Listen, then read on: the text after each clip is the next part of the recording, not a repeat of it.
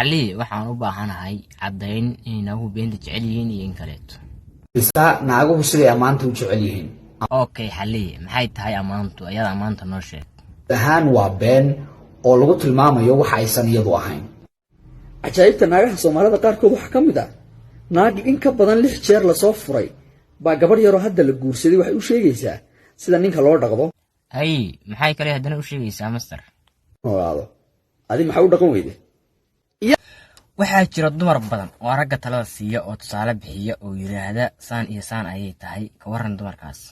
adoo naagay waxay rabtaa inay ku sheegto nin raga wuxuu qabto sidoo u dhaqmo wuxuu sameeyo iyo waxa ay u aragto nin raga adigu laakiin goorma nin raga noqotay ii sheeg hay xalli dumarka daalan maxaa leedahay oo iskood ay wacdahay daalan iyadoo daalan oo ninna uusan rabinba waxay ku leedahay bariyaha niman fiican oo Soomaaliya ma jiraan nimankii fiicnaa way dhamaadeen nimankii fiicnaa may dhamaanine gawaarida daalan bay ka leexdaan nimanka fiican oo niyo gawaarida halaga soo tula sameeyo ma geerish la geeyo wax laga soo bedelo marar badan baad maqashay nin ii dulqaata